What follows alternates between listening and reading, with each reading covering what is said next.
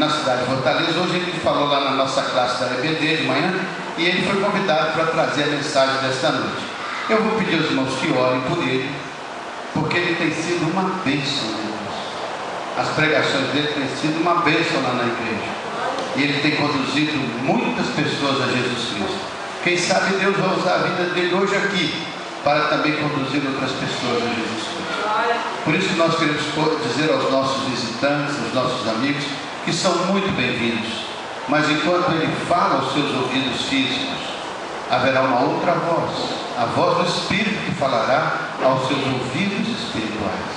Abra o seu coração, ouça a palavra do pastor Silvio, não como uma palavra humana, mas como uma palavra bíblica, uma palavra espiritual, uma palavra de Deus ao seu coração. A partir desse momento, fique reverentemente na presença de Deus. Procure observar cada palavra, procure absorver cada palavra, para que a mensagem de Deus entre no nosso coração. Vamos orar pelo pastor, pedir que Deus lhe dê a palavra da sabedoria, a fim de que esta palavra alcance o nosso coração. Amém, meu irmão? Então, vamos orar. Curva a sua fronte. Quero pedir ao irmão Lenilson para vir aqui à frente orar ao Senhor. Vem aqui, Lenilson. Ore pelo nosso pastor, ore pelo nosso culto aqui, pelo nosso auditório. Que nada interrompa a ação de Deus entre nós nesta noite. Senhor Deus, nós estamos reunidos no Teu nome, Jesus. Nós estamos nesse ajuntamento aqui, Senhor, para podermos ouvir a Tua voz e, juntamente com os nossos irmãos, ó Pai, entoarmos cânticos a Ti, ó Pai, também. Senhor, nós queremos nesse momento nos concentrar na Tua palavra, Senhor. Nós queremos estar quietos, ó Pai, conectados, Senhor Jesus, com a Tua voz, Senhor. Nós queremos ouvir, Pai. Você conhece cada necessidade das pessoas que estão aqui, Senhor. Conhece o coração. E eu sei, ó Pai, que Tu vais suprir cada uma delas, ó Deus. Porque Tu és um Deus que nos bate, Senhor. Tu és um Deus que nos sustenta, Deus. Abençoa o nosso pregador dessa noite, Senhor Deus. Traz, Senhor, a Tua bênção, Pai. Abençoa ele e a sua família, Senhor, cada dia mais e mais, ó Pai. Em nome de Jesus. Amém. Obrigado, pastor Paulo. Bem, as apresentações já foram feitas e eu não vim aqui para vocês me ouvirem, vocês vieram aqui para ouvir Jesus Cristo. Isso não importa que pensamentos eu tenho sobre qualquer coisa. O que importa para nós é qual o pensamento que Jesus tem sobre qualquer coisa, especialmente sobre nós. E já que o tema aqui é Jesus Cristo, eu queria hoje levar os irmãos a fazer uma reflexão, mas uma reflexão para responder a seguinte pergunta: por que Jesus? Nós vimos aqui na campanha de missões pregar o Evangelho, pregar Jesus na China. Porque eles já não têm o Deus deles lá, eles já não têm alguém que eles creem em Maomé. Por que fazer com que eles deixem de crer em Maomé? Por que Jesus Cristo? Lá também nós temos um trabalho junto com os índios da Amazônia. A nossa igreja sustenta 10 pastores indígenas. Uma vez um antropólogo fez essa pergunta: mas por que vocês querem alterar a cultura dos índios? Eles têm lá os deuses deles, adoram, têm a religião deles, mas por quê? Eu gostaria de fazer essa pergunta a vocês: por quê? Por que você crê em Cristo? Por que as pessoas devem concentrar sua fé em Cristo? Por que eu devo deixar de concentrar minha fé em Maria, em Mãe de Susana? Por que eu não devo crer num bom espírito, numa pessoa que morreu? Por que tem que ser Jesus? Bem, eu poderia apresentar um argumento filosófico aqui, mas eu não vou apresentar um argumento filosófico. Vamos deixar que o próprio Deus responda: por que eu? Ele vai dizer: por que eu? Por que eu? Por que Jesus Cristo? Então eu pedi que vocês abram suas Bíblias lá em Romanos, no capítulo 10.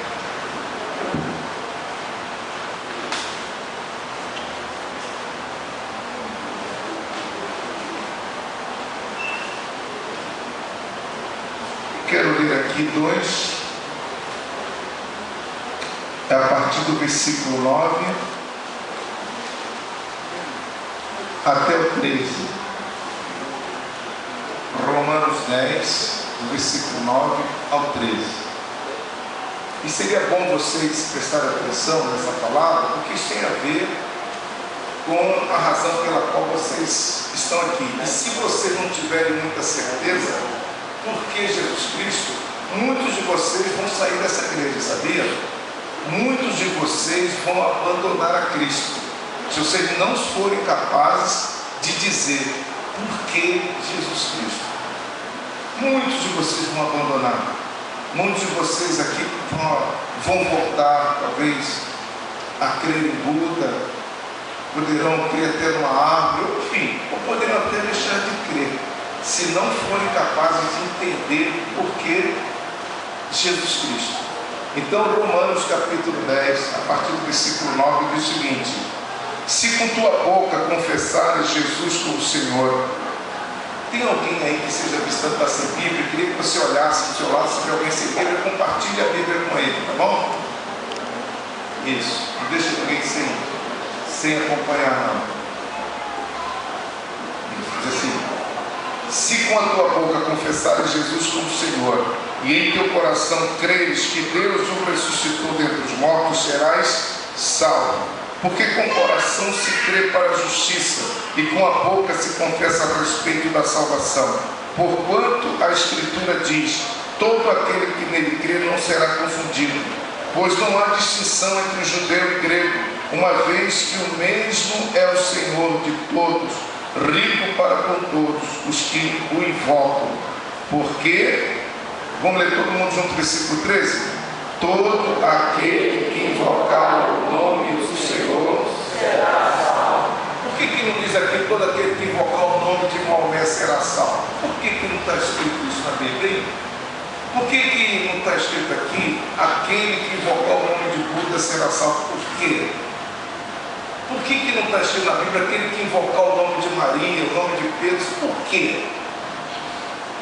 Eu vou reduzir bastante essa explicação, mas eu espero que Deus ajude naquilo que eu tiver tempo de falar, vocês possam compreender. Né? Abaixe sua cabeça, eu quero orar aqui para que o Espírito Santo faça isso. Espírito bendito, foi o Senhor que inspirou e foi o Senhor que fez essas palavras chegarem até nós. O Senhor conhece a intenção do Deus Todo-Poderoso e sabe responder essa pergunta: por que Jesus Cristo? Eu peço que nesse tempo o Senhor mesmo venha sintetizar as palavras e venha ajudar, assim como o Senhor foi aquele que inspirou, em nome de Jesus, ajude-nos a compreender, venha trazer iluminação. E eu te agradeço porque eu sei que o Senhor vai fazer isso, porque é a vontade do Pai. Em nome de Jesus Cristo. Amém. Então, o primeiro ponto: por que Jesus? A primeira resposta vem: porque Jesus é Deus. Por que não Maomé? Por que não Buda? Por que não Maria? Porque Jesus é Deus. Então vamos lá: por que Jesus? Eu vou responder: porque Jesus é. Eu vou fazer a pergunta e você responde, tá bom? Por que Jesus? Porque Jesus é Deus. Essa é a razão pela qual você deve confiar em Jesus Cristo. Por isso que nós devemos pregar o Evangelho para os índios. Por que nós devemos pregar lá na China, na Índia? Porque Buda não é Deus. Porque Maomé não é Deus. Essa é a questão. Abra sua Bíblia lá no Evangelho de João, no capítulo 1. Vamos ser rápido aí, tá bom? Evangelho de João, capítulo 1. Vai ajudando alguém que esteja do seu lado aí, porque senão não vai dar tempo para a gente adiantar. capítulo 1, versículo 1. Evangelho de João, capítulo 1. Ok? Vamos ler todo mundo juntos? Eu gosto de fazer essa leitura junto, porque quando a gente lê e fala, são dois mecanismos para poder gravar, certo? Temos o visual e temos também a audição, aumenta, certo? Então isso aí é muito bom. Vamos ler todo mundo junto então o versículo 1. Leamos. No princípio era o Verbo, e o Verbo estava com Deus, e o Verbo era Deus. Veja só, no princípio era o Verbo. Eu não vou entrar na questão teológica, mas apenas o Verbo, tá bom? É a palavra, no princípio era a palavra, e a palavra estava com Deus, e a palavra era Deus, estava com Deus, e a palavra era Deus. Agora vamos ler o versículo 14. Todo mundo junto, versículo 14, leamos. E o Verbo se fez carne e habitou entre nós, cheio de graça e de verdade, e vimos a sua glória como a glória do unigênito do Pai. Então, esse Verbo que era Deus, e o Deus que era o Verbo, ele se fez carne. E nós o identificamos aqui na terra, e a Bíblia diz aqui, não na pessoa de Buda, não na pessoa de Maomé, não na pessoa de Maria, não na pessoa de um espírito qualquer. Esse Deus, ele é identificado aqui na terra na pessoa de Jesus Cristo. E Deus teve um cuidado de sinalizar isso aí, porque na própria Bíblia, Deus foi deixando indícios e evidência para que ninguém se enganasse. Vocês sabiam, por exemplo, que muitos anos, centenas de anos e até milhares de anos antes de Jesus nascer, Deus já dizia no meio de que povo ele, como ser humano, deveria nascer. Ele determinou que ele, como homem, nasceria no meio de um povo, que ele iria criar o povo hebreu. Aí Deus criou o povo hebreu. Dentro do povo hebreu, ele disse que ele nasceria dentro da família de Judá. Isso antes de Jesus nascer. E dentro da família de Judá, ele anteveu, olha, eu vou nascer dentro da família de Davi. E uns 700 anos antes dele nascer, ele disse, olha, eu vou nascer numa cidade chamada Belém. E antes mesmo de Jesus nascer, ele disse, olha, e eu serei vendido por 30 moedas de prata. E antes dele nascer foi dito, olha, eu serei morto entre dois malfeitores. Então veja só, Deus deu esse indício. Por que ele falou isso? Para que ficasse bem claro para toda a humanidade que Jesus é que é o verdadeiro Deus e o verdadeiro Salvador. Então, quando você lê a Bíblia e conhece o Velho Testamento, e você começa então a olhar a história e examina na história, a única pessoa sobre quem todas essas predições caíram foi sobre Jesus Cristo. Olha, são mais de 300 profecias que caíram exatamente sobre Jesus. Então não tem porquê. Então quando eu conheço isso, fica fácil responder essa pergunta. Por que Jesus? Porque Ele é o Deus que encarnou. Então vocês notem que a nossa fé em Jesus Cristo não é uma fé que chegou a alguém e disse assim, olha, creio em Deus, Jesus. Não. Deus, antes da história, antes de Jesus nascer, Ele já forneceu para a humanidade evidências para que sua fé fosse uma fé inteligente, uma fé que está submetida ao exame. Não é uma questão de você crer em Jesus porque eu estou dizendo. Você tem que crer em Jesus porque eu estou dizendo. Deus não diz assim, você tem que crer no que eu estou dizendo, você deve crer. Não, Ele sabe que a nossa fé, ela precisa da compreensão. Porque uma fé que não passa pela compreensão, ela vai ser chamada de credulidade. Então a credulidade é uma fé sem compreensão, sem inteligência. É uma fé que crê em qualquer coisa, mesmo que não tenha evidências para crer. E Deus não quer que você tenha uma fé assim. Deus quer que a sua fé passe por um nível de compreensão, para você ter, por isso o conceito de fé. Qual é o conceito da fé?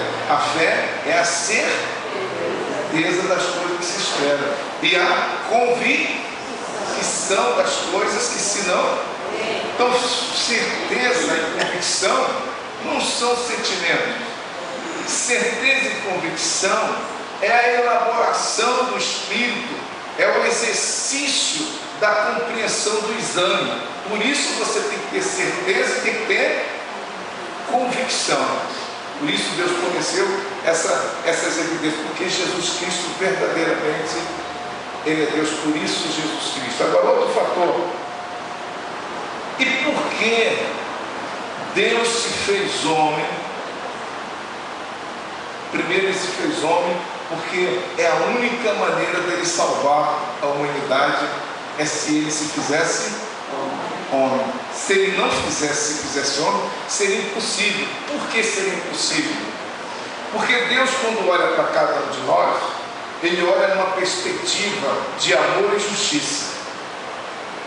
Então Deus olha para mim, Ele me ama, e Ele nunca vai poder dizer para mim: Silvio, eu não te amo. Ele nunca vai poder dizer para um ser humano, por pior que seja. Imagina uma pessoa que tenha feito mal a 30 milhões de crianças. Qualquer ser humano aí já nem olharia, e o sentimento seria de destruir, eu sempre odiar. Mas Deus nunca vai poder chegar para essa pessoa e dizer: olha, eu não te amo mais porque você fez mal a 30 milhões de... Sabia que Deus não pode dizer isso? E por que Deus não pode dizer isso?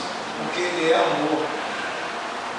E Ele não pode negar a sua própria natureza. Você sabia que Deus não pode odiar? É engraçado, né? Mas assim como Deus é amor e não pode se impedir de ser amor, Deus é justiça.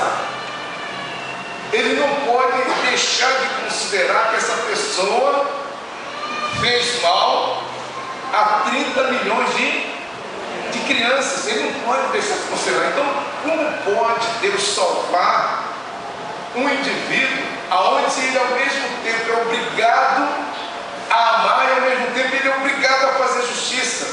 E outro problema, a justiça de Deus sempre trata o pecado com a morte. Olha só, não existe pena menor para o pecado do que a morte. E quando você fala de pecado, a palavra pecado quer dizer errar o alvo. Eu não vou entrar na questão teológica aqui para explicar, mas pecado, errar o alvo, no sentido simples, é o seguinte: Deus, como Criador da terra, Criador de todas as coisas, Ele não só criou todas as coisas, mas como também Ele estabeleceu como essas coisas devem funcionar. Da mesma forma, a pessoa que criou esse data show aqui, Ele não só fez o data show e pegou na mão da humanidade. Ele fez o quê? Estabeleceu como esse data show deve ser usado e para que ele foi criado. E fez o quê? Um manual. Se o homem, que é bem inferior a Deus, tudo que ele cria, ele não só estabelece a identidade e o propósito, Deus também não ia criar a humanidade e o mundo sem deixar essas coisas no manual. Então o que seria pecado? No caso do data show, vamos estabelecer esse data show. Ele deve funcionar numa corrente até 120. Aí eu chego assim: na minha casa não tem 120, mas eu vou bater esse negócio para funcionar em 220. Então o que seria pecado? Eu estaria usando o data show dentro de uma circunstância que não foi previsto para funcionar. Por isso que a palavra pecado quer dizer errar o alvo. Então Deus, quando nos criou como ser humano, Ele também determinou não só a nossa identidade, nosso destino e para que nós existimos. O que seria o pecado?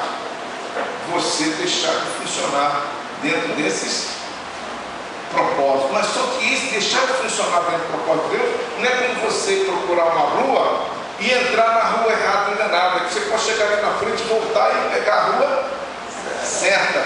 Errar os propósitos de Deus traz morte. além de morte, produz uma alteração profunda na nossa natureza. Deus criou o homem naturalmente bom. E para o homem fazer a maldade, ele tinha que se esforçar para fazer o mal. Quando o homem pecou, o pecado alterou a natureza humana.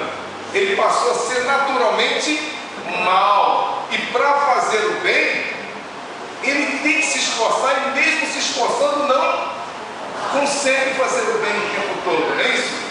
Nós costumamos dizer, o que ele costuma dizer? Olha, eu dou um boi para não entrar na briga, não é isso? E o que a gente dá para não sair da briga? Está vendo? Bem ao inverso. Nós não conseguimos fazer o bem. E vocês notem que essa realidade, ela é observada no próprio processo de desenvolvimento da humanidade. Vocês perceberam que cada geração produz uma geração pior do que ela? Está percebendo isso? Cada geração produz uma geração mais violenta do que ela, mais promíscua do que ela, mais destruída do que ela. Isso é uma evidência que você pode observar com a sua inteligência, seus olhos, as consequências do pecado. E Deus disse: olha, o salário do pecado é a morte. Então, olha só, Deus agora, amando esse homem, inclusive eu. Então, quando a Bíblia fala de pecado, também é importante acrescentar, ele fala dos teus pensamentos.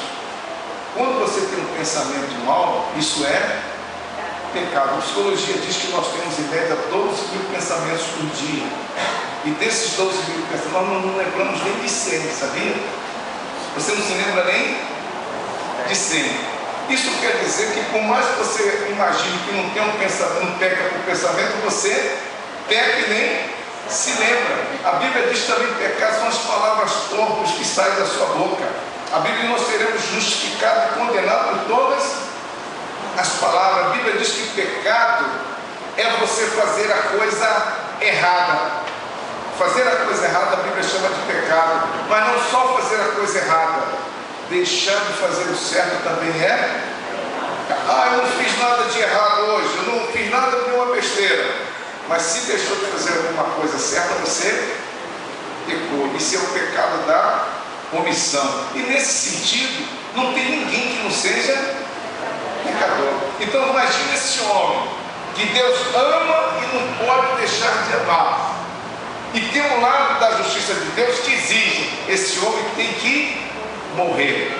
E para deixar bem claro que não tinha alternativa, a lei de Deus é o seguinte: olho por olho e dente por dente. Deus não disse aqui, não está na Bíblia, para que a gente pegue esse princípio e tente aplicar esse princípio na nossa justiça. Isso está na Bíblia para Deus explicar como é que funciona a justiça dele. Não é para me chegar agora, vamos botar na sociedade aqui, agora olho por olho e dente. Não, é para você entender: olha, na minha lei, quem deve um olho, eu só posso receber o olho como pagamento. E quem deve um dente, eu só posso receber um dente como. E por inferência, então quem deve uma vida, eu só posso receber uma. Vocês estão entendendo? Por isso que às vezes tem religiões que diz que você pode ser salvo pelas boas coisas que você faz. Mas quando você traz isso para a compreensão da lei de Deus, você entende que mesmo que Deus se agrade nas coisas boas que você faz, Ele não vai poder aceitar essas coisas boas para pagar a sua vida, porque a lei dele não permite. A lei dele, por mais que Ele se agrade das coisas boas que você faz, por mais que Ele admire, mas Ele vai chegar para você: olha, tudo bem, mas eu estou com um problema. Eu não posso pegar isso aí e substituir pela sua vida. A minha lei não permite. Eu tenho que cobrar na vida. Então, exatamente por causa dessa questão de amor e justiça, é que Deus se fez homem. Porque a única solução dele resolver o problema de amor e justiça é na pessoa de Jesus Cristo. Abra sua Bíblia lá em Êxodo, capítulo 34, que Deus revela isso para Moisés, esse drama dele. Ele revela esse drama para Moisés, essa questão que eu chamo a questão entre amor e justiça. Vamos ler a partir do versículo 5. Êxodo 34, a partir do versículo 5. Então preste atenção aqui, olha. Qual é esse contexto? Moisés pediu: Senhor, se realmente eu te agrado, então te mostra para mim. Deixa eu te ver, Deus. Deixa eu te ver. Esse era o grande desejo de Moisés, querer ver Deus. E Deus: olha, Moisés, nenhum homem pode me ver e continuar vivendo. Mas eu falo o seguinte: tem uma pedra ali, eu vou passar, e quando eu passar eu vou te esconder atrás daquela, e vou dizer a você quem sou eu. Então, em vez de eu aparecer para você, eu vou dizer a você quem sou eu. Então Deus descreveu para Moisés quem é ele. Isso quer dizer que esse texto traz uma descrição do caráter de Deus. Esse texto, Deus está descrevendo quem é ele. Então vamos ler a partir do versículo 5. Diz assim: tendo o Senhor descido na nuvem, ali esteve junto dele e proclamou o nome do Senhor. E para proclamar o nome é exatamente isso, que dentro do contexto hebraico, o nome de uma pessoa é uma descrição do seu caráter e da sua personalidade. Todos os nomes hebraicos é uma sentença que descreve, por exemplo, só Jeová é Deus, é o nome de Elias. Só Jeová é Deus. E quando Elias nasceu, que Deus mandou colocar esse nome já continha a descrição do ministério de Elias, o que ele iria fazer dentro da vontade de Deus. E foi por isso que quando, num determinado momento, Elias pôde, com a sua vida, trazer a experiência do povo de Deus, que só Jeová é Deus, lá no monte, não é isso? Carmelo, quando estavam os profetas de Baal, que diziam: só Baal é Deus. Então, aquele menino que tinha nascido, tinha no seu nome a designação da sua tarefa no reino de Deus. E Deus pôde usar aquele homem ali, e naquele monte, todo mundo gritar: só Jeová é Deus. Eu não vou entrar no detalhe, mas vocês vão ler depois esse texto, continuando aqui.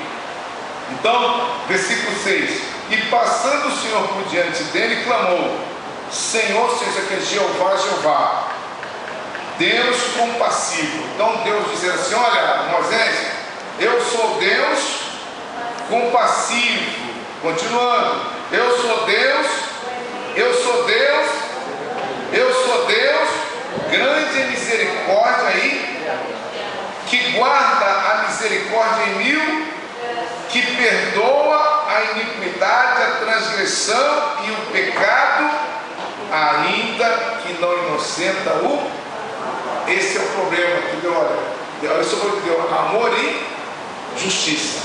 Ele perdoa, mas ele não pode inocentar o culpado. Ele perdoa você, ele perdoa a mim, perdoa esse cara que afetou 30 milhões de crianças, mas ele não pode deixar de considerar o seu crime e a sua culpa. Então, como é que Deus resolve essa questão entre amor e justiça? Jesus Cristo é a solução. Jesus Cristo é a solução. Porque nenhum de nós temos poder para satisfazer a exigência da lei de Deus. Nenhum de nós.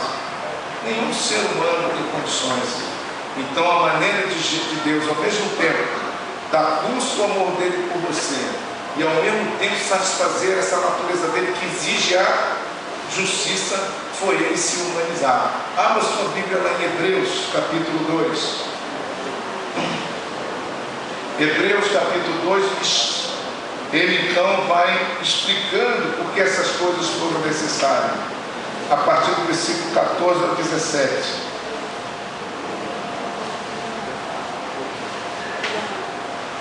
Hebreus 2, do 14 ao 17. Então ele vai descrevendo por que isso foi necessário, ele se humanizar. Então veja alguém do seu lado aí que ainda não encontrou. Paciência. Lá no Passa Efésios, Passa Timóteo, 1 Timóteo, 2 Timóteo. Fecharam? Hebreus 2, a partir do versículo 14. Presta atenção aí, tá bom? Diz assim: visto, pois, que os filhos têm participação comum de carne e sangue, destes também ele igualmente participou, para que por sua morte destruísse aquele que tem o poder da morte, a saber, o diabo, e livrasse todos os que pelo pavor da morte estavam sujeitos à escravidão por toda a vida. Versículo 16: pois ele evidentemente não socorre anjo, mas socorre a descendência de... Olha, esse versículo 16 é muito importante. O que Deus está dizendo? Olha, eu não vim para salvar anjo, porque se eu viesse para salvar anjo, eu precisava ter um corpo. Porque anjo tem um corpo humano, não é isso? Então, olha, eu não vim aqui salvar anjo. Eu vim salvar homens iguais a Abraão. Eu vim salvar os descendentes de... Então ele está colocando a razão pela qual foi necessário simbolizar. E o versículo 17 explica melhor. Como diz assim o versículo 17: por isso mesmo convinha que em todas as coisas se tornasse semelhante aos irmãos, para ser misericordioso e fiel sumo sacerdote nas coisas referentes a Deus, e para fazer propiciação pelos pecados do povo. Risca aí na sua Bíblia, passa o círculo na palavra propiciação. Passe um risco, palavra propiciação. São duas palavras importantes para você entender porque Jesus é a palavra propiciação.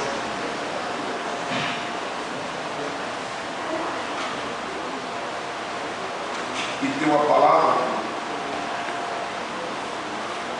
eu vou lembrar dela daqui a pouco, estava agora que me esqueci. Quem na Bíblia tem outra palavra a não ser propiciação? Indica qual é a palavra que está aí. Vê se você sabe. Expiação. Para fazer expiação. É propiciação e expiação. Embora elas estejam em substituição, mas não é a mesma coisa. A propiciação é o ato de Jesus se oferecer em nossa substituição. Isso quer dizer, ele se ofereceu para mim substituir diante da exigência da lei do amor. A lei exige a minha morte, porque eu sou pecador de toda a humanidade. A lei exige a morte do pecador. Então Deus se fez homem, já que é olho por olho, dente por dente, a vida de um homem por um homem, tá? Um homem pagando a vida de um homem. Então Deus se fez homem e se oferece como propiciação, como se Deus dissesse: Silva, eu amo você, não posso deixar de amar, mas você é pecador e a minha lei exige que eu mate você. A minha lei exige que eu mate, mas eu não quero matar você porque eu amo você, mas também não posso deixar de cumprir a minha lei. Não existe prescrição de pena na lei de Deus. Você sabia que mesmo que a pessoa morra aqui, lá depois da morte ele vai ter que pagar, não tem prescrição, a morte não elimina essa sentença. Por isso que Jesus veio antes da pessoa morrer, ele se apresenta para resolver o problema da justiça, porque ele sabe que depois da morte não tem solução. A Bíblia diz que todos nós haveremos de comparecer diante de Deus para prestar conta de tudo que fizermos por meio do corpo. Vamos prestar conta por tudo que fizemos por meio do corpo. Isto é, então, se eu tiver que me livrar da pena, eu tenho que me livrar ainda no corpo. Não tem salvação após a morte. Não tem. Então, por isso que Jesus foi necessário se fazer carne. Ele chega para ele: olha, Senhor, já que você não pode satisfazer a exigência da minha justiça, eu por amor eu faço isso. Deixa eu pagar no teu lugar. Essa aqui é a proposta. E a única maneira dele seria se ele se tornasse. Então deixa eu morrer no teu lugar. Fazer propiciação. Então a propiciação é ele se oferecendo. E a expiação é a própria oferta. A expiação é ele, então a propiciação eu me ofereço. A expiação é o preço que ele paga a sua própria vida. Então, quando ele se oferece lá e morre, então ele está fazendo a expiação. Pagou o preço. Expiar quer dizer comprar de novo, comprar com um preço justo. Esse é o significado da palavra expiação, comprar com um preço justo. Então ele chegou, Silva, chega para todo ser humano. Então vocês não podem pagar, mas eu amo vocês, não posso deixar de amar, mas eu também não posso esquecer que vocês são pecadores. Então, deixa eu fazer isso por vocês. Agora, como é possível então eu ser o pecador e Jesus pagar no meu lugar? Como isso é possível? Abra sua Bíblia em Hebreus capítulo 7. 7, 22.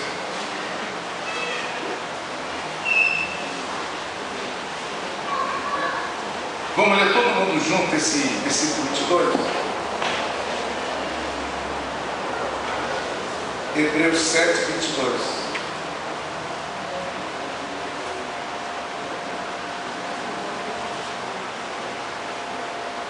Hebreus 7, 22. Vamos ler todo mundo juntos? Leiamos, todo mundo junto. Por isso mesmo, Jesus se tem tornado fiador. Quem sabe o que é ser fiador aí? Levante a mão. Quem sabe o que é ser fiador?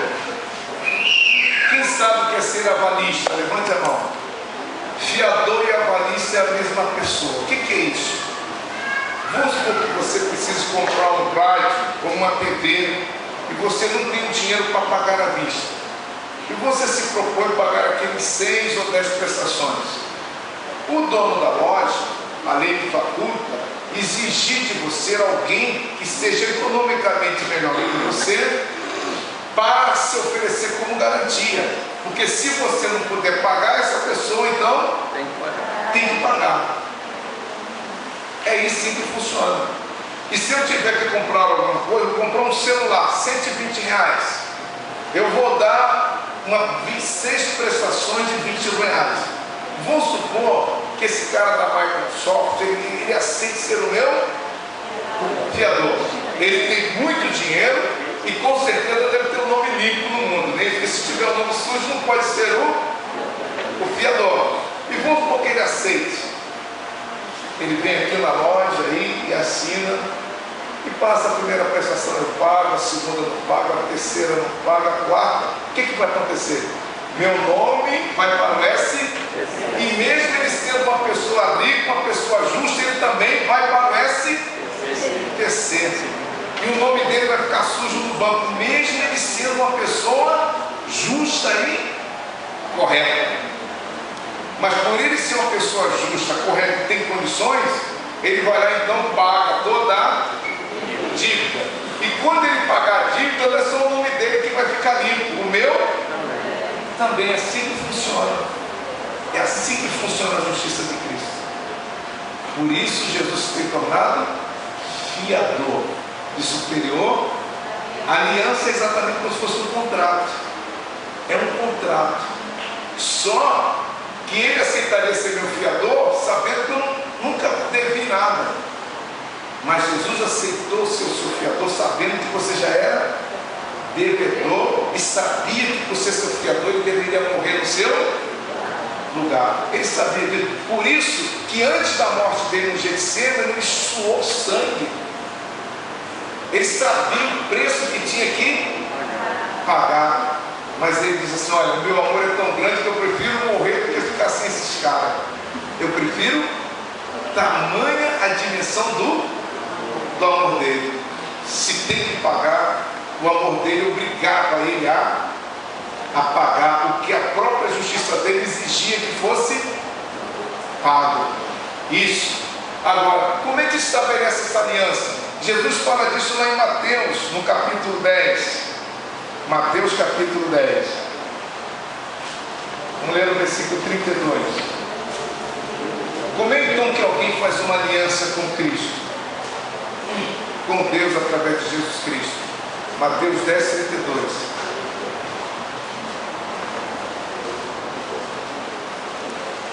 Como é que você pode fazer essa aliança? O que Deus exige? Se fosse lá numa loja, o que se exige? O meu fiador tem que ter um nome limpo e tem que ser economicamente melhor do que eu. E se exige que tem o quê? 2 testemunhas, não é isso? Aí tem lá o contrato, eu assino, ele assina, e as 2 testemunhas. Aí pronto, está fechado o contrato. E o que Deus exige?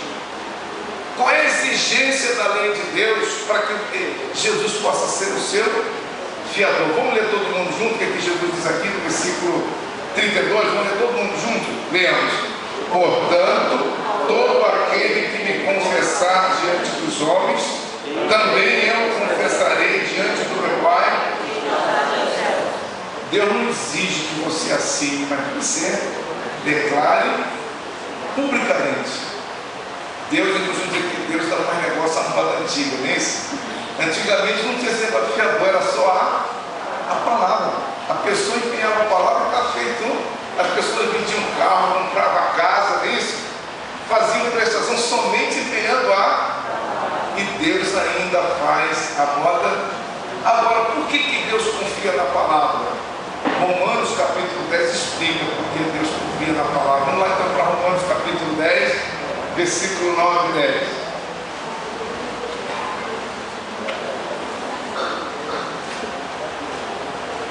Então lá Jesus, aquele que me confessar o quê? Aqui o Espírito Santo está revelando o que uma pessoa tem que confessar para estabelecer essa aliança com Deus. Romanos capítulo 10, versículo 9 e 10. Vamos ler todo mundo junto, versículo 9? Leamos: se com tua boca confessares Jesus como Senhor, e em teu coração creres que Deus ressuscitou dentre os mortos, serás. Agora tem um porquê, versículo 10. Porque com o coração se crê para a justiça, e com a boca se confessa.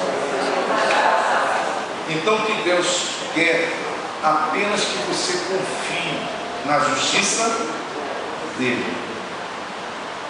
Que você confie na justiça dele. Tem muita gente que está tentando salvar-se a si mesmo. Tem pessoas que tentam se salvar através da sua religião. O budista tenta se salvar pela sua religião, certo? O maometano tenta se salvar por meio da sua religião. E as pessoas, às vezes, tem uns que tentam se salvar pela sua moral e procuram ser pessoas muito corretas e se esforçam todo para ser correta, para poder merecer a. Só que o fato, primeiro, ninguém consegue ser correto. É impossível uma pessoa viver sem pecar. É impossível.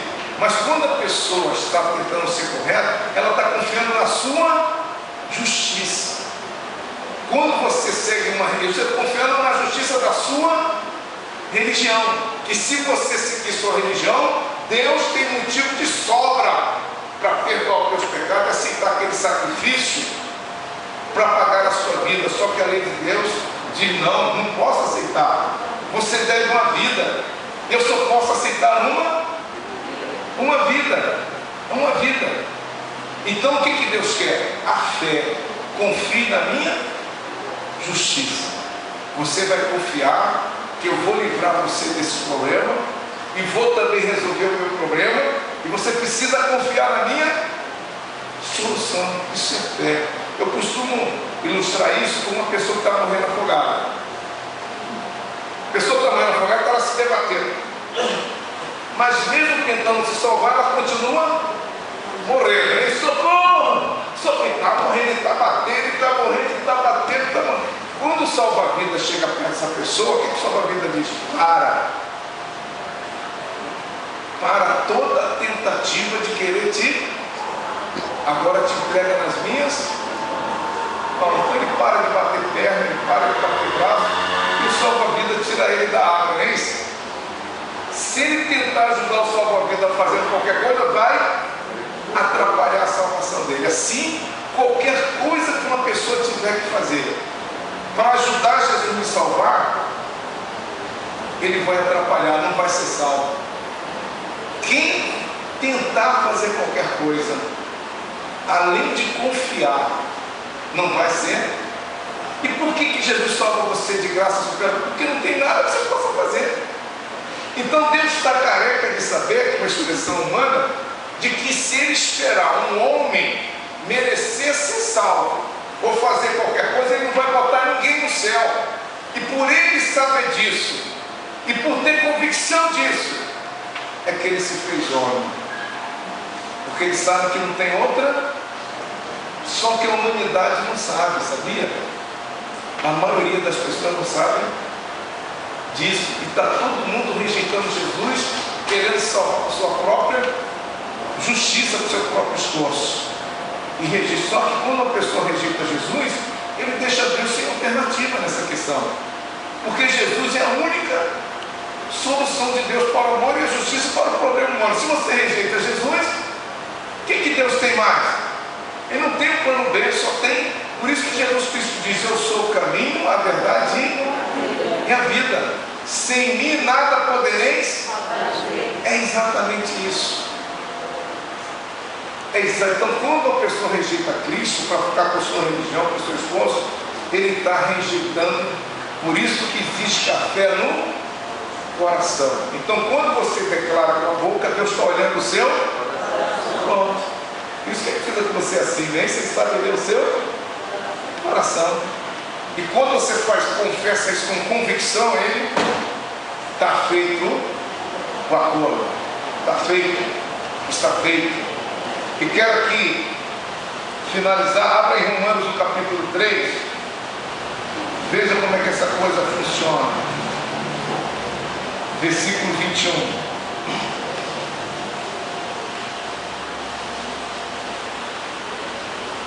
Romanos 3, 21.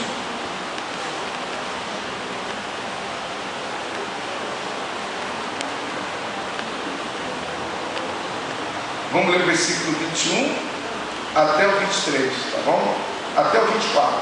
Diz assim: mas agora, sem lei, se manifestou a justiça de Deus, testemunhada pela lei e pelos justiça de Deus mediante a fé para todos e sobre todos que creem, porque não há distinção, pois todos pecaram e carecem da glória de Deus, sendo justificados gratuitamente por sua graça, mediante a redenção que há em Cristo Jesus, a quem Deus propôs no seu sangue como propiciação, mediante a fé, para manifestar a sua justiça, por ter Deus, na sua tolerância, deixado impune os pecados anteriormente cometidos. Então, muita gente que não sabe disso, quando vê você, que é uma pessoa, tá vendo, não tem ninguém que não seja enganado, não tem ninguém que seja pecador, mas tem gente que faz coisas que na cabeça das pessoas é mais pecado do que o que outras. Às vezes a pessoa matou, roubou e tal, estuprou, aí aceitou Jesus Cristo e agora muda. Aí que as pessoas dizem: tá vendo lá, o cara pintou e acordou só porque agora ficou crente, agora está tudo, virou santinho. É mesmo, virou santo, só que ele não sabe que essa salvação não saiu de graça. Por isso que diz que a salvação ela é de graça. Por que de graça? Porque Deus, se Deus for exigir da gente o que é necessário para ser salvo, ninguém será. Agora, a salvação então é um presente. Quem recebe o presente tem que ser de graça, não é isso? Porque se você tiver que pagar, nem que seja um centavo, qualquer coisa que alguém te deu, aquilo deixa de ser mas quem dá o presente tem que pagar. Jesus te salva de graça, mas ele paga o preço. Ele pagou o preço da vida. E por que só Jesus pode fazer isso? Porque ele é Deus. Houve um momento no universo que só existia Deus, e a partir de Deus todas as coisas foram criadas. Então a vida de Deus pode pagar todas as, porque tudo veio dele, tudo existe por ele, e nada do que existe veio existir sem ter sido criado por ele. Por isso é que tem que ser Jesus Cristo. Está respondida a pergunta? Por que Jesus? É por isso que tem que ser Jesus Cristo. É por isso que não pode ser, como diz lá em Atos capítulo 4, versículo 12. Vou fechar com essa palavra aqui para na mente de vocês. Atos 4.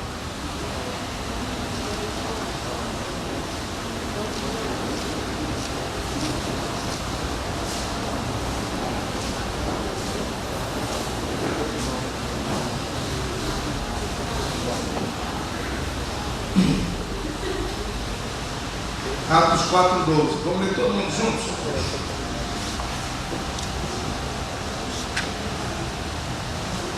Mas vamos ler bem alto, tá bom? Bem forte, todo mundo junto. Para todo mundo achar aqui. Atos 4, versículo 12.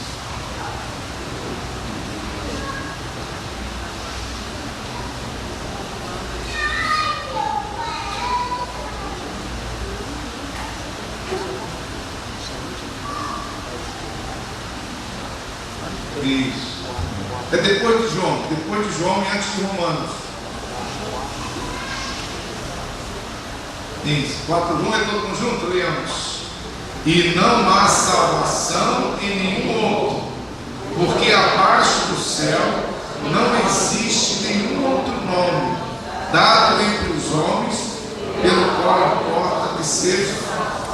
Por isso que a gente tem que ir lá no Japão e na China falar de Jesus, porque uma pessoa só será salva se crer e invocar o nome de Jesus. Então nós não devemos pregar no Evangelho só porque nós queremos aumentar o número de batistas. Não, essa não é a finalidade. O Evangelho é um ato de misericórdia. O Evangelho é a única coisa que funciona, porque só Jesus pode mudar o coração de uma pessoa. Lá, por exemplo, tem aldeias lá que praticam infanticídio. O que é o infanticídio? Tem índia que quando tem filhos gêmeos, ela mata um. A família mata um. Tem índio que quando o filho nasce com qualquer defeito, ela mata. E as irmãs que são cristãos, são enfermeiros, quando ela vê uma índia lá grávida, elas ficam atrás dessa índia. Quando chega no tempo dessa índia ter bebê cair, desaparece, elas vão atrás. Que sabe que se a índia sair da aldeia, ela vai matar o filho. Eles fazem sem dó, ela pisa assim no pescoço, ela acaba de parir, pisa no pescoço e mata. E lá na nossa igreja tem uma irmã que é missionária da Neva, que hoje ela não pode ir para a aldeia, porque ela salvou uma criança nessa situação. E a criança ela está boazinha andando lá pelos corredores lá. Você já imaginou, irmãos? E nas aldeias, nas malocas, aonde Jesus chega, o infanticídio acaba. Aonde numa família que tem um pai que é embriagado, que está maltratando, destruindo, tem um drogado, um adúltero, quando Jesus chega, essas coisas acabam. Irmãos, pregar Jesus não é só uma questão de religião, não. É mais do que ação social. Se você quer fazer ação social, se você pode distribuir cestas básicas, pregar Jesus vale mais do que distribuir 1000 cestas básicas. Porque Jesus vai fazer coisa que dinheiro nenhum fará, que nenhuma ciência fará, nenhum psicólogo vai poder fazer. Porque nada além da justiça, da graça e do amor de Deus pode destruir o pecado que está lá dentro do coração humano. Não tem solução para a maldade. Está dentro do coração humano. Não tem educação, não tem dinheiro, não tem religião. É por isso que só Jesus Cristo. Amém? Abaixe sua cabeça.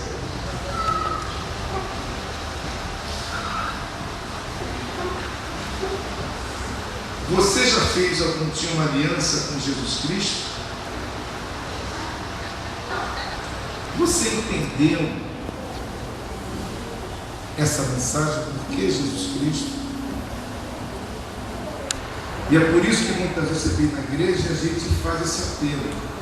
Porque esse apelo não é para expor você, para envergonhar você. É para ensejar essa oportunidade. É como se fosse um registro de nascimento. Eu tenho certeza que eu estou salvo. Por quê? Não porque eu me salvei, não porque eu sou justo, porque eu tenho certeza que eu tenho uma aliança com o Senhor Jesus Cristo. E eu sei o dia, eu sei a hora, quando eu estabeleci essa aliança com Ele, eu sei o dia. E eu sei a hora, eu posso falar desse dia. Eu posso dizer onde eu estava nesse dia, em que circunstância eu me encontrava nesse dia.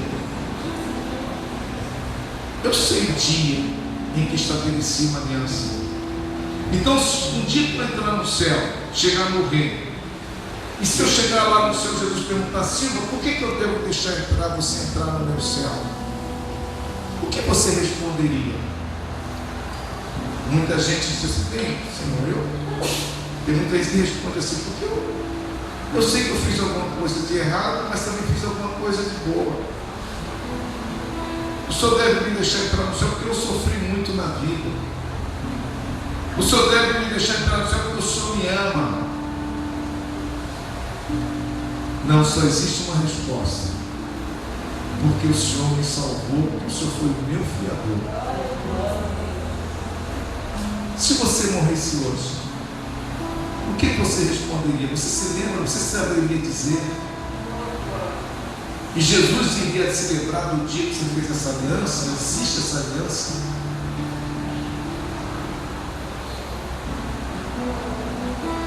Então, se você entendeu essa mensagem, você nunca fez essa aliança, eu tenho certeza que Jesus trouxe você aqui hoje.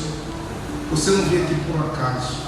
E eu não vim aqui pregar por um acaso, porque simplesmente eu estou de férias. Tudo isso foi dirigido por Deus. Ele planejou esse encontro. E Ele conhece você, conhece o seu desespero, conhece a sua agonia, conhece a sua tristeza. Ele marcou esse dia para pôr fim ao vazio da sua vida. Ele marcou esse dia para dar propósito à sua vida. Não tem mais motivo para você sair por aí vagueando, sem destino. Não tem razão por que você acordar amanhã sem saber por que acordou nem para que acordou.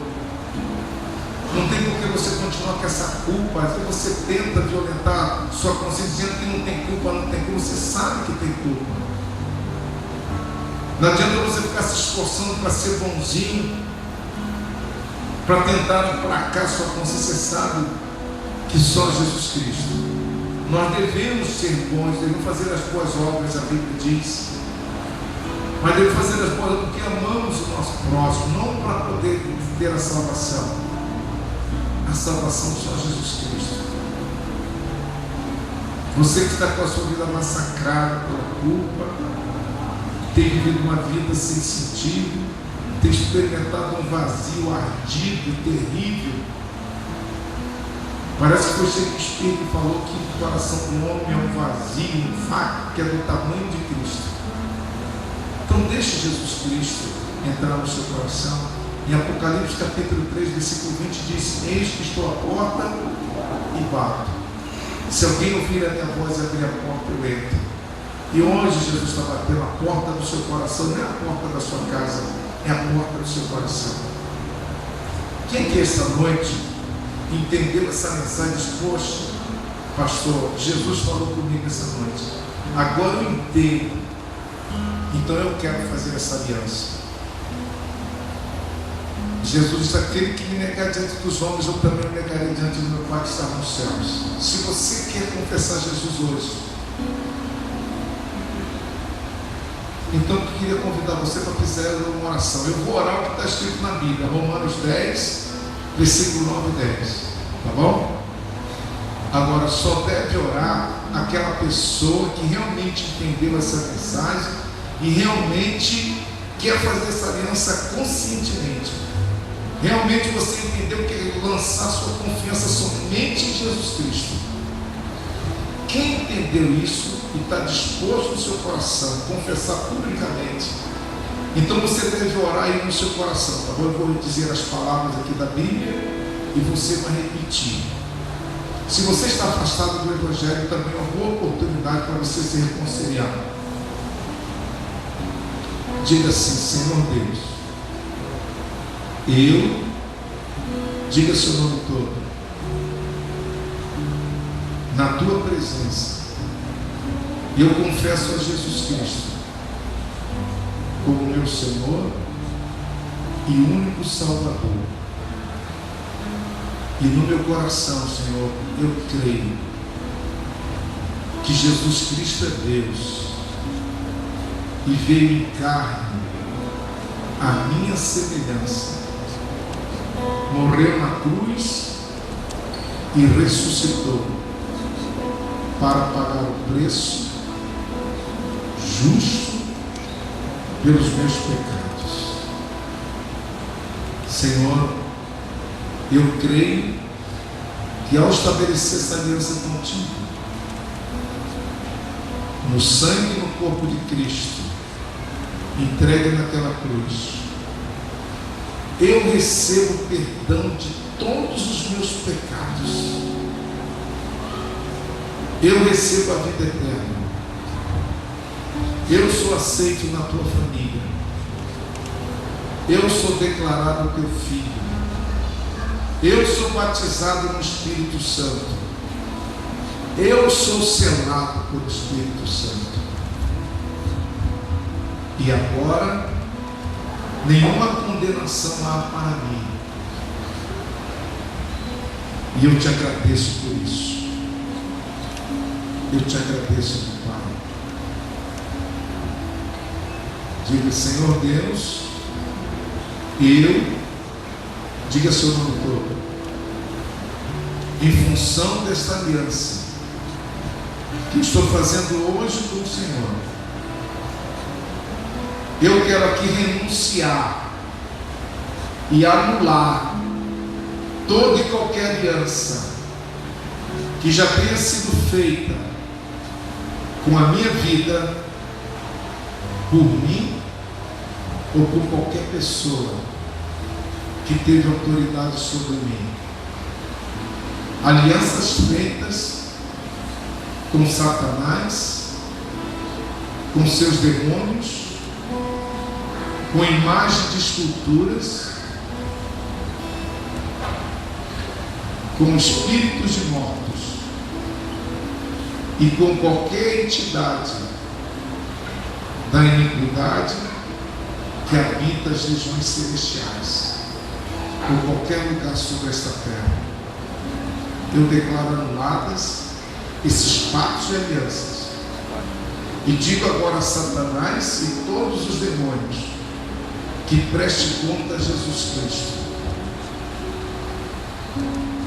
porque eu me cubro com a justiça do sangue de Jesus Cristo, e nenhuma condenação há mais para mim.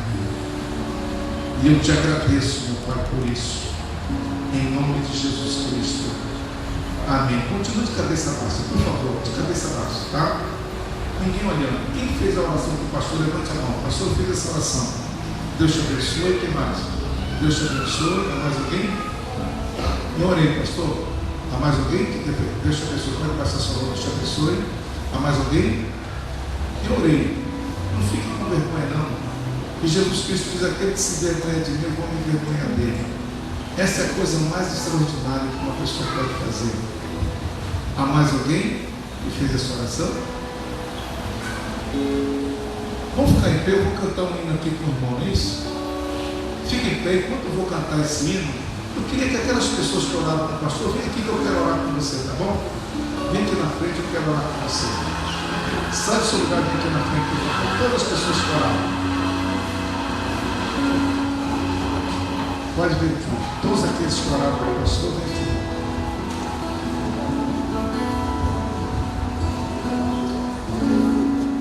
Preciso de ti.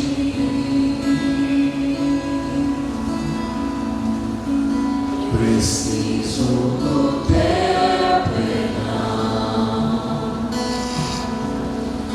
Preciso de ti.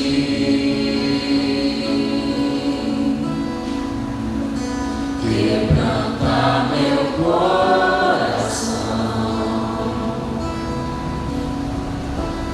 como a poça anseia por águas, assim tenho sede. Como terra seca, assim é minha alma.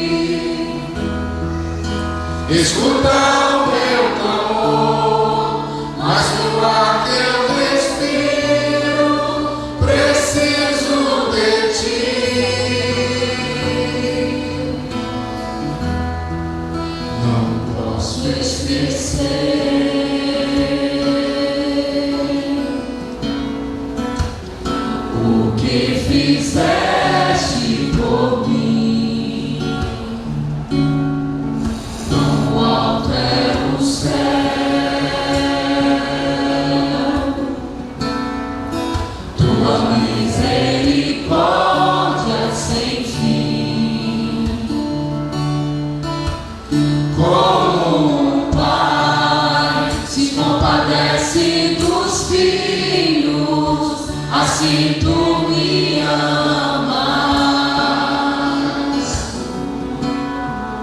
afasta as minhas transgressões, preciso de ti. Vem aqui na frente, vocês que você está vendo bem. Estou diante de ti, Senhor, não posso viver, não vale a pena existir. Escuta o meu clamor, mas doa teu respiro, preciso de ti.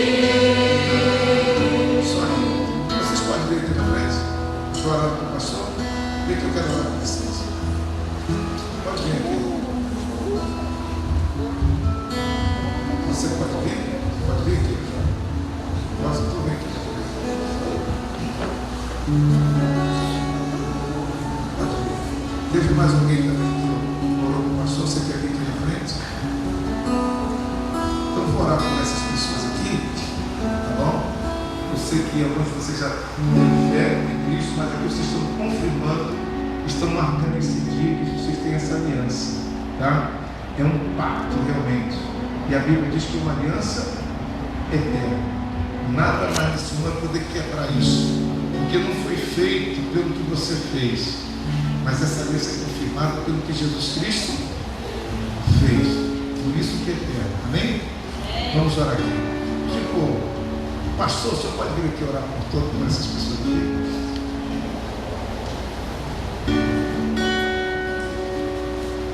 Senhor Deus e Pai Todo-Poderoso, nós louvamos o Teu santo nome. Nós reconhecemos que Tu és grande, Senhor. E nós precisamos do Senhor mais do que o ar que nós respiramos, Pai. Senhor, porque nós reconhecemos as nossas limitações. Senhor, porque nós reconhecemos que somos pecadores. Senhor, porque nós reconhecemos, Senhor, que não temos condições, Pai, de alcançar a Tua graça e a salvação. Mas Deus, essa noite nós te damos graças, Pai, porque esta salvação maravilhosa e fantástica, a proposta e a Tua orientação para modificar a nossa vida e o nosso caminhar, nos é dado através de Cristo Jesus, o nosso fiador, aquele que é a nossa propiciação, aquele que morreu por nós, aquele que derramou um sangue poderoso, Pai, para que nós pudéssemos ter a convicção da vida eterna no Senhor. Ó Deus querido, Pai amado, eu quero pedir as Tuas bênçãos sobre o Eide, Senhor, está aqui conosco, aqui à frente, dizendo: Senhor, eu sou Teu, Senhor, a minha vida é Tua, Senhor, conduz os meus passos e abençoa a minha casa. Deus querido, estamos felizes porque quantos meses nós oramos, intercedemos pela vida dele e a sua família, Senhor. Deus, nós te exaltamos, Senhor, porque muito amorosamente o Teu filho Wendel, a Marina, Senhor, estão aqui felizes, orando e louvando pela vida do Teu filho Wendel, Pai. Querido Deus e Pai, talvez outras pessoas aqui fizeram oração entregando sua vida a Cristo Jesus e se constrangeram em estar aqui à frente. Senhor, nós pedimos que o Senhor possa abençoá-los e que eles possam, Senhor, o mais breve possível, testemunhar publicamente a entrega a Cristo Jesus. Muito obrigado por tudo, Pai. Ser exaltado sempre. Obrigado por esta palavra bíblica, a Tua palavra. Ser exaltado sempre, no nome maravilhoso de Cristo Jesus. Amém. Amém.